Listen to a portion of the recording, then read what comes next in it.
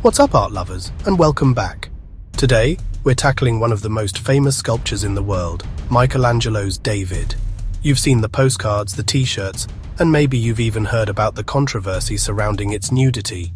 But what if I told you there's a lot more to this masterpiece than meets the eye?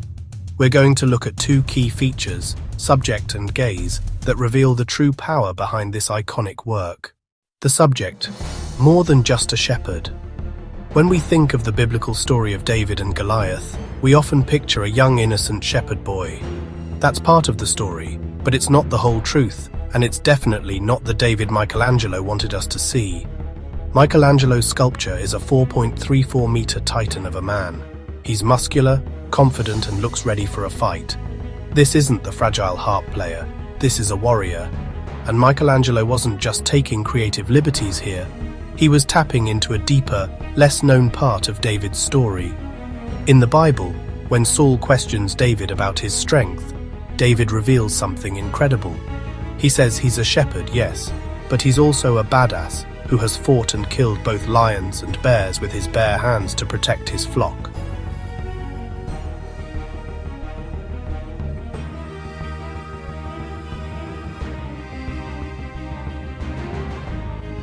This is the David Michelangelo wants us to understand, a man who has already proven his strength against the most powerful beasts. He's not an underdog, he's a tested warrior who isn't afraid of a giant. He's not a boy, he's a man who has already overcome immense challenges. And this idea of human potential and dignity was a core tenet of the Renaissance humanism movement, which celebrated the individual. Now about the nudity, it's been a source of controversy for centuries. I mean, remember the Florida school principal who was fired for showing it to students. But during the Renaissance, nudity wasn't just about sexuality. It was a way to strip away physical adornments and get to the core of a person's humanity. It symbolizes David's vulnerability and honesty, suggesting that his true dignity comes from within. The gaze, a symbol of readiness. The second key feature of this sculpture is something you might miss if you don't look closely. David's gaze. Take a good look at his eyes. They're fixed on a distant point, intensely focused, as if he's sizing up his opponent before the battle even begins. He's not in the middle of the fight.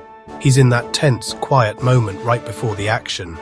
This gaze is a powerful visual cue that creates a sense of anticipation and readiness. But it wasn't just about David. This gaze was also a symbol for the city of Florence.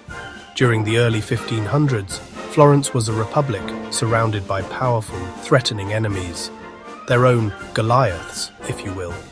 By placing the sculpture in a public square at the entrance of the city hall, the Florentines were using David as a symbol of their own strength and resilience. Just like David, Florence was alert to the danger, poised, and ready to strike at the first sign of a threat. The legacy of David. So, when you look at Michelangelo's David, don't just see a handsome, naked statue.